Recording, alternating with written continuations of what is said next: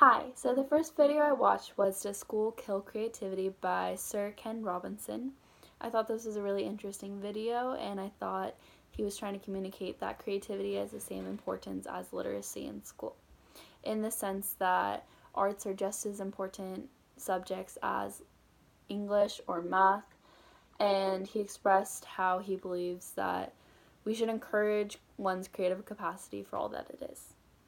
The tools he used to communicate were his humor, he gave various examples and stories to support his claim, and he also used a lot of eye contact and gestures.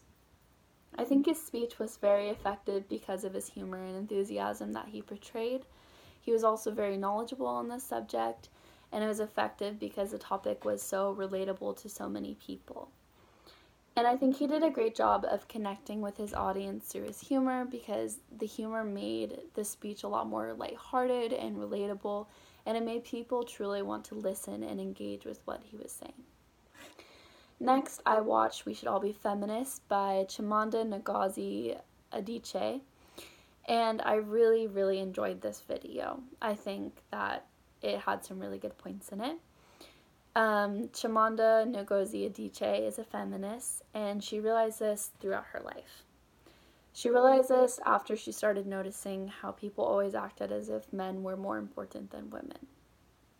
And I think she made her point through this video by using a lot of humor, stories, and she gave a lot of examples, which made her point really compelling. One of my favorite examples that she gave was one when she was younger in school, and her class were taking a test, and the teacher said that the person who scored the highest on the test would get to become the class monitor for the class, which was a really big deal, and Chimamanda really wanted to become the class monitor. So she worked really hard, and she actually scored the highest on the test. But when she found out that she scored the highest on the test, the teacher then told her that she wasn't going to be the class monitor because she was a girl. And she said that the class monitor had to be a guy. So it so happened that the person who scored the second highest on the test was a man, and he became the class monitor. That story really stood out to me. Anyways, I personally believe that TED Talks are very informative videos, and it's amazing how easily accessible they are to people on the internet. And it allows people to learn about new things they might normally not know about or not really have the access to. It allows people to explore new ideas, new perspectives, and even get motivated. Not to mention, they're usually really interesting. Furthermore, I watched 3 more TED Talks, and they were very interesting. The first one I watched was called Toilets, Bow Ties, and Gender and Me, and it was by a 12-year-old speaker named Aubrey Mason Hyde. And in this video, the speaker spoke about how gender is a spectrum and how people always assume what gender people are based off of their looks and their clothes, and people tend to judge others off of that. And in this video, Audrey asked important questions like, why is it so important for us to know someone else's gender? And I think Aubrey gave a wonderful speech and used a lot of examples to support their claims and made it relatable to the audience because she spoke with confidence and she made it very understandable to people, and you could just see how engaged the audience became because of her enthusiasm and the passion that Aubrey put into the speech. The second video I watched was called 3 Questions to Ask Yourself About Everything You Do, and it was a TED Talk by Stacey Adams, who is 45 years old. And this speech was very moving and motivating to me. She was really good about keeping her audience engaged, and she used a lot of stories to express her ideas.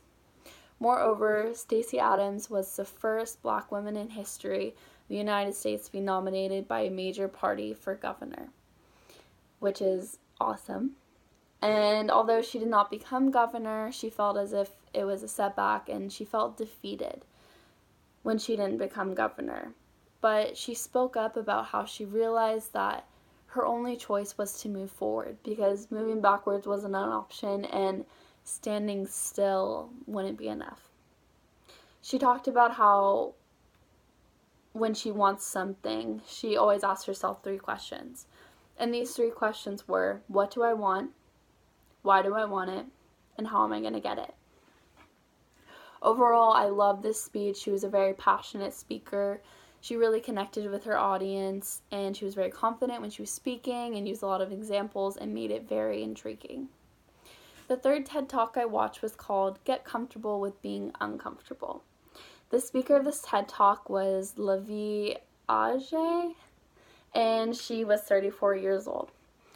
During this speech, she talked about how comfort is overrated and how fear has a power of ruling over our lives and almost everything we do.